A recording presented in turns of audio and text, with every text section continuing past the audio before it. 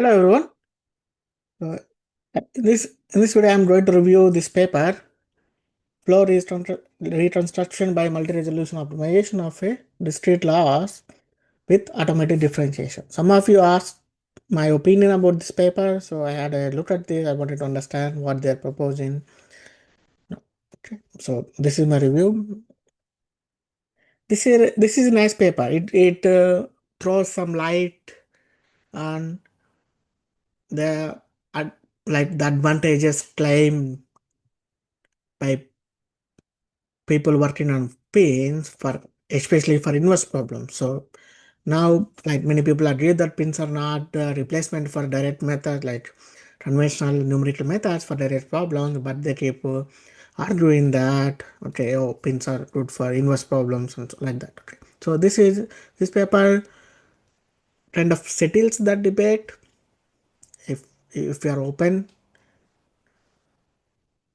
okay, by comparing pins, the performance of pins using some other methods based on the standard numerical methods.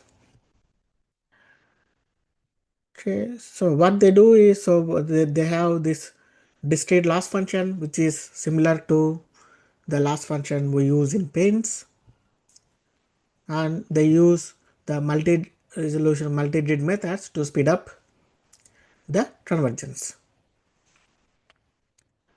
And they have some good examples. They compare the performance of pins against the proposed ODIL MODIL method for some problems. Some examples like Poisson equation. One is the Poisson equation. Second one is the Burgers equation, and the third one is the incompressible Navier-Stokes in a lead-driven cavity, and the fourth one is an inverse problem on inferring thermal conductivity from temperature data. Okay, and the last one is inferring body shape from velocity data in 3 dimensions. So they have some good examples. The comparisons are nice. Now coming to the methods. Okay, so I'm not going in too much into the methods. So this is I'm just trying to prepare a short review of this. Okay, so they use finite volume method, finite difference method, and so on. Okay, they are the standard methods for distillation.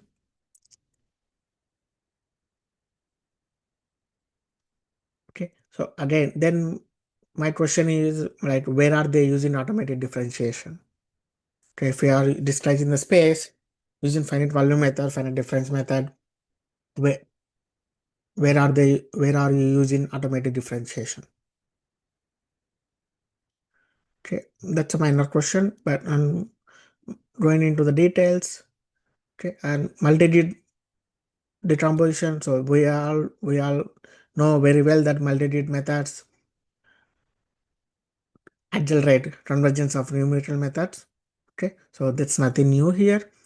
Now coming to the fundamental idea, the core idea, that is the discrete loss function. For example, let's start with this Poisson equation, del square u equal to f. Okay, and they assume homogeneous boundary condition, so the solution is 0 on the boundary.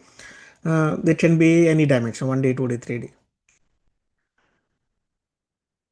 Okay, so they use like I said, they use a finite volume distillation and finite different distillation. Okay, and we can as well use finite element distillation.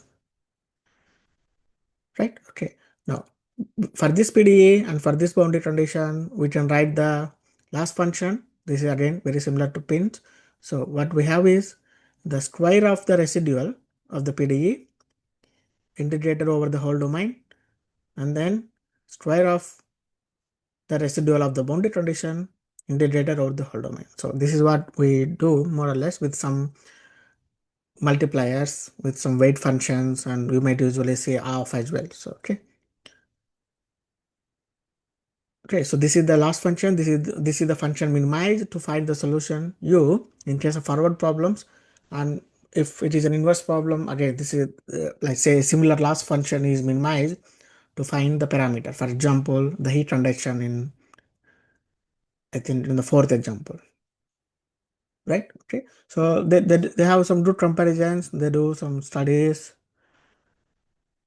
like for example, like convergence of the error for like for different dimensions. So dimension one, like 1D, 2D, 3D, and node based and cell based numerical methods, right? And how, okay, so how different levels influence the convergence, okay? So that is the multi-D convergence and so on, okay? And they compare the performance of different methods like ODIL and ODIL using different optimization algorithms as well as pins.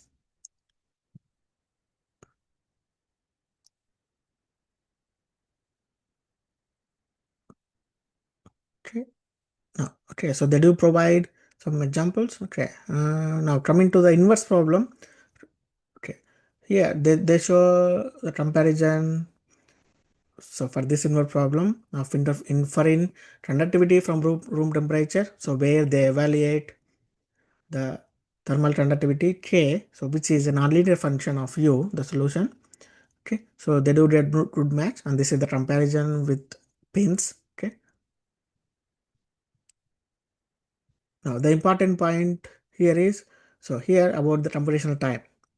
Okay, the corresponding execution time and one CPU core amounts to about 10 hours for pin, 125 seconds for ODIL with LBFGS B algorithm, and 120 seconds for ODIL with Newton algorithm. Okay, so this is a significant like boost that we get by solving using the standard numerical methods. Okay, so like pins are nowhere in the vicinity, like we are comparing seconds to hours, so like 2 orders of magnitude that we are talking. So pins are like I keep saying, so pins are also not good for inverse problems. Unless we do such comparisons, we don't know, and we don't know like how well they perform even for inverse problem. This, I think this paper settles the debate about whether like pins are not like good or not for inverse problems, as opposed to the standard methods that we use, that we have been using so far. Okay, so definitely, so we can devise we have better methods, we can devise better methods without having to go to neural networks for inverse problems. Now, coming to the forward problems, I'm not a big fan of using this type of methods for forward problems. I'm sure many people do agree with, like, especially if you have done research, if you have developed numerical methods, if you have coded numerical methods for this type of problems. I don't like, but unfortunately, not many people are familiar with this least square way of solving PDEs. Okay. Yeah. Like if you look at the Poisson equation again, like I'm not going to complicate things. Okay, so let's take the Poisson equation. Let's use the finite, like well-known finite difference method in 1D, 2D or 3D. Okay, let's say we are in 1D. We have this Poisson equation. We disguise it. We apply the boundary condition. Okay, we prepare the matrix and force vector. Okay, we get this system A equal to F. We solve it. We get U. Okay.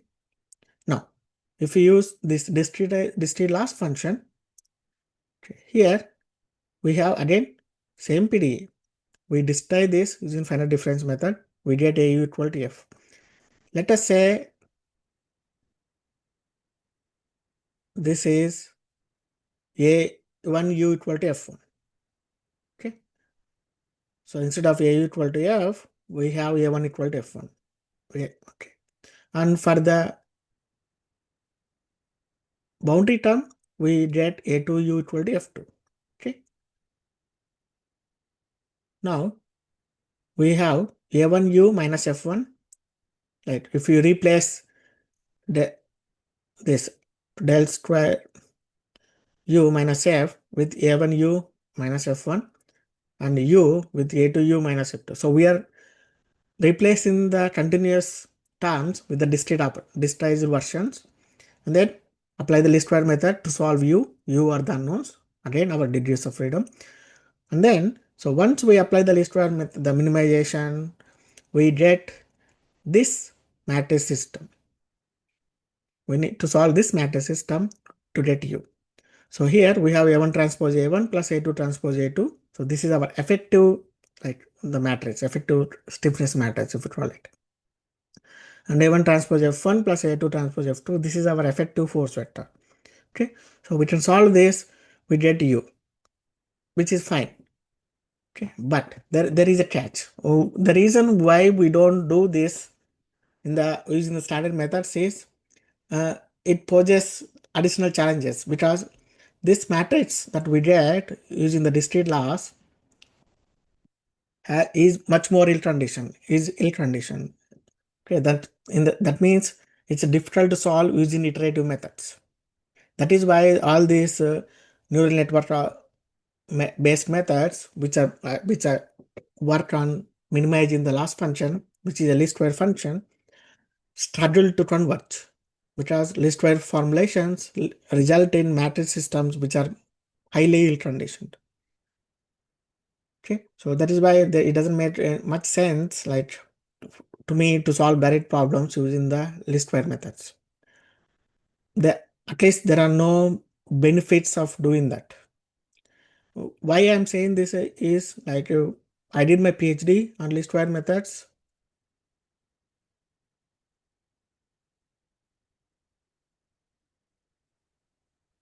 Okay, so this is my PhD thesis. You can find it on ResearchGate. So I have developed least square formulations, least square finite element formulations for elasticity problems and in incompressible Navier. So I know what I'm talking. I know the difficulties I faced. Okay, as we can see, so we have the PDE, L is the differential operator, and R is the boundary operator. So we can as well have Neumann boundary condition. So R can be another PDE. Okay, so this is the again discrete loss function.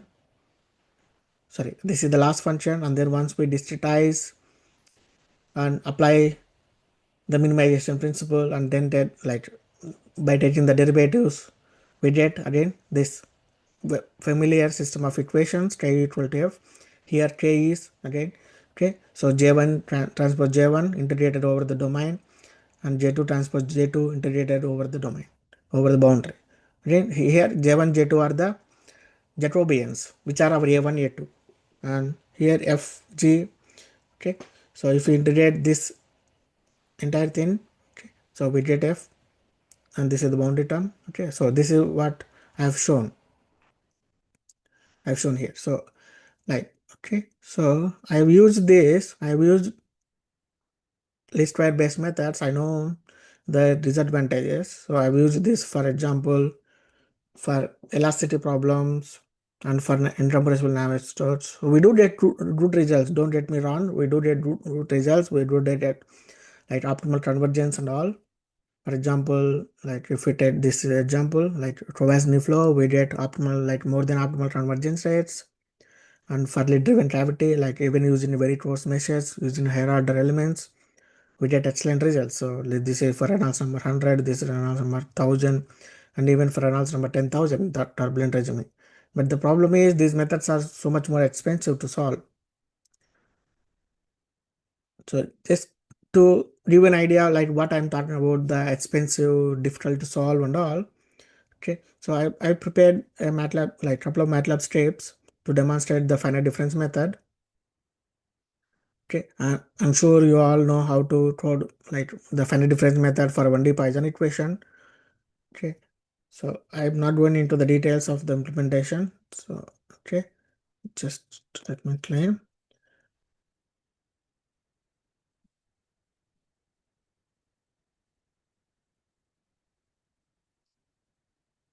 Okay, so this is the solution with 10 cells. We have 11 grid points and comparison against unliteral solution. So it's all fine.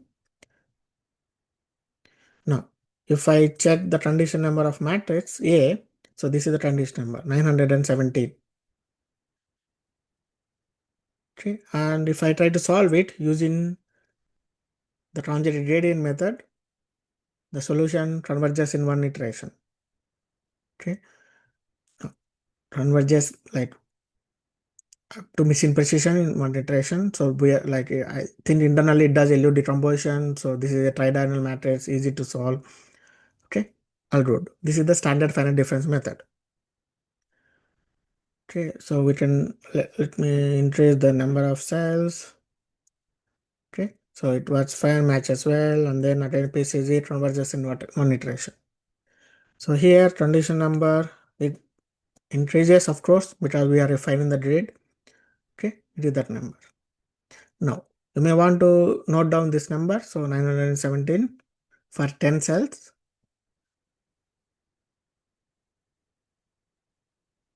Okay, so let me rerun it. This is our matrix A. Okay, so like this is the well-known tridiagonal matrix. Okay, now the second step consists of the solution, like the solution method using the discrete loss function. That is this equation. So here I am solving for u using A1, A2. Okay, so A1 transpose A1 plus A2 transpose A2, and F is A1 transpose F1 plus A2 transpose F2. A1 is the Jacobian for the PDE and A2 is the Jacobian for the boundary terms. And F1, F2 are the corresponding force terms. Okay, now I solve this for 10 cells first. Okay, the solution matches well.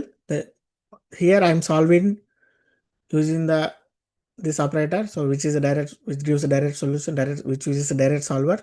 Okay, so if you use a direct solver, like no issues. But if you want to use iterative solvers, then it becomes problem. So this is our matrix.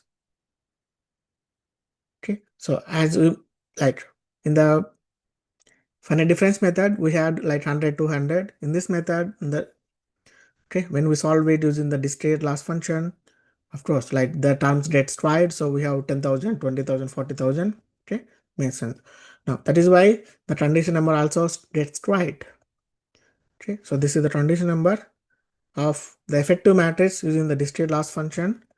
And as I said, so the condition number in this case is square of the condition number of the matrix we get using the finite difference method, right? So which was 917. So square root of the condition number of A. So the condition number of A is the square of the matrix that we get from the finite difference method. Now, why is this a disadvantage? Now, if you use PCG to solve for the solution, now it requires 6 iterations. Okay. So again, like as you can see, this is a disadvantage. It requires more iterations or more time. This is just for 10 cells. No, 10 cells in one day. Like, what happens if I change it to 100 cells? Okay, so using the direct solver, we get the solution, not a problem. But using iterative solvers, which is what we want to use as we go to very complex problems in 3 dimensions. Okay, so we have problems. Okay, so PCG stopped at iteration 101. Okay, so it has, what is the size of A? Is 101 by 101. So PCG runs until the size of the matrix and then it stops. Okay, so it didn't even convert. That's because the matrix is worse. The condition of the matrix is worse. Okay, so we have to use better preconditioners for this type of problems. Of course, you may argue that we in PIML framework or in this framework proposed in the paper, they are not going to solve that matrices directly. Of course, they are not. That is why in PINs or other PIML frameworks which are based on this discrete loss function, which is nothing but a least square formulation, it is difficult to get convergence. It is particularly because of the issue that the least square formulations result in ill-conditioned matrices. Okay, again, okay, coming back to the paper, yeah, this is a good paper. It at least like sheds some light about the comparison and on the performance of pains for inverse problems, which is what again, which is what I suspected. The standard methods are much more computationally efficient. Okay. I hope you find this review useful. If you have any if you have any questions, any comments, please leave a comment. Thank you.